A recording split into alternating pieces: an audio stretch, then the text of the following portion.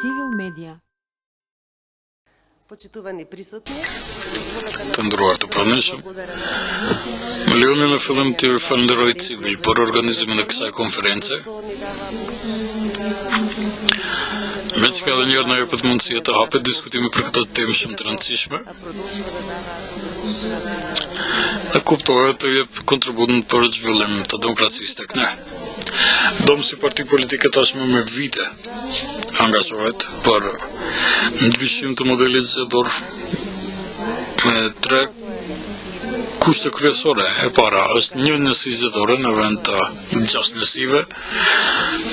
E dyta është lista të hapura edhe për zgjedhjet parlamentare dhe lokale, dhe e treta është 50% të grave në listë përkatësisht. Numri i barabartë i meshkujve dhe grave në listat.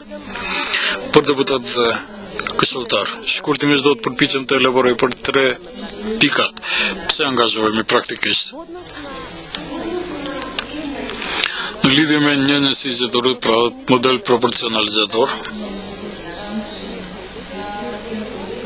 jemi të bindur se me këtë do të avancohet demokracia në shoqëri dhe qytetarët do të jenë të përfaqësuar në mënyrë adekuate në parlament. Ajo që tani po ndodh me ndarjen në 6 njësi zgjedhore, mundet një parti politike me ideologjinë e tyre dhe programin e tyre politik, nëse performon në mënyrë të pavarur dhe të mëve të suar në parlament, kandidati i tyre të fitoj 5 apo 6.000 vota, që nuk është mjaftueshëm të fytet në parlament, kjo do të thotë se ata qytetarë të cilët kanë votuar për këtë kandidat, për deputat apo deputete, praktikisht nuk janë të përfaqësuar në parlament.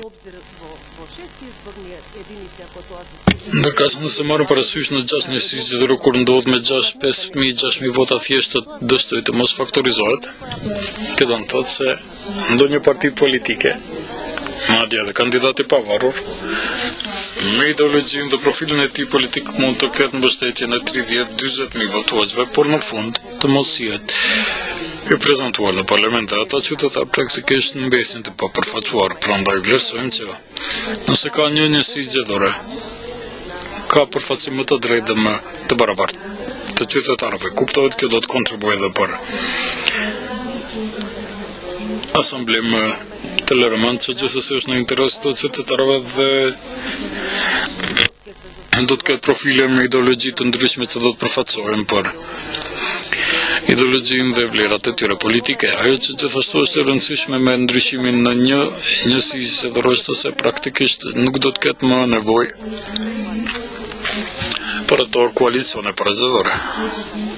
Çdo parti politike do të performojë në mënyrë të pavarur para qytetarëve votuesve të tij me programin e vet zgjedhor, dhe kjo do të nënkuptojë përgjegjësi më të madhe më tutje për deputetët e zgjedhur të realizojnë programin që kanë premtuar në periudhën parazgjedhore në fushatën para qytetarëve. Kështu që do të stimulojë përgjegjësi më të madhe realizim të programeve të partive politike, që kanë fituar mbështetjen e qytetarëve. Krejt kjo do të thotë zhvillim më të madh të demokracisë në shoqërinë tonë, dhe prandaj fuqishëm qëndrojmë në besimin se vërtet është në interes jo vetëm që, siç shpesh thuhet në partitë më të vogla politike, por një njësi zgjedhore është interes i qytetarëve të vendit tonë. Në lidhje me listat e hapura, ne konsiderojmë që duhet të ketë listat e hapura edhe për zgjedhjet parlamentare edhe për zgjedhjet lokale, për shkak se ky është zhvillim edhe më i avancuar i demokracisë, dhe kjo do të thotë se jo vetëm që qytetarët do të vendosin për cilën parti politike do të votojnë, por drejt përse drejtë do të zgjedhin kandidatin, personin për cilin ata konsiderojnë se në mënyrën më adekuate mund të përfaqësojë besimet dhe nevojat e tyre. Dhe atëherë është edhe më e madhe përgjegjësia, si përgjegjësi personale e secili deputet të zgjedhur personalisht, dhe gjithsesi ajo që është shumë e rëndësishme në këtë moment me listat e hapura, se kjo drejt përse drejti do të nënkuptojë demokratizim të partive politike. Ne shpesh dëgjojmë debate për atë se partitë politike të gjitha duhet të jenë të demokratizohemi, për shkak se kjo është shumë e rëndësishme dhe më tutje kjo transferohet edhe në institucione dhe shoqërinë, por mendoj se ky model me listat e hapura drejt përse drejti do të ndikojë Në demokratizimin e partive politike për shkak se mund të ndodhë dikush që nuk është ndër të parët i caktuar në lista zgjedhore mund të fitojë mbështetje më të madhe nga qytetarët dhe ai kandidat të jetë i emëruar në kuvend. Dhe përpjekja angazhimi i tretë i dom është përfaqësimi i barabartë i njëjtë i krave dhe meshkujve përkatësisht 50-50. Ne konsiderojmë se kjo vërtet është shumë e rëndësishme dhe se është koha të realizohet. Kjo kuot me 50% gra në zgjedhjet parlamentare dhe këshilltar komunal për ne si parti ekologjike, barazimi i mundësive është një prej prioriteteve kryesore dhe ne fuqishëm qëndrojmë në atë se në qoftë se nuk e kemi të përfshirë në gjitha rrjedhat shoqërore 50% të popullatës në vend, nuk mund të bëni zhvillim të rëndësishëm në shoqëri për gjitha sferat e jetës shoqërore. Kuptohet këtu elementare dhe thelbësore është pjesëmarrja politike e grave dhe me kuotën prej 50% gra në listat, kjo do të sigurohet dhe mendoj se ka disponim dhe se në këtë moment kemi mbështetje edhe nga publiku edhe nga qytetarët edhe shumica e partive politike.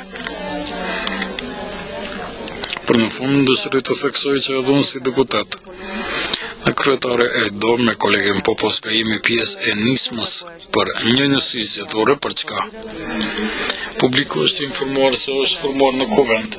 Pra, 12 deputet prej 10 partive të ndryshme politike dhe një deputet i pavarur kemi formuar iniciativë për një njësi zgjedhore. Pse?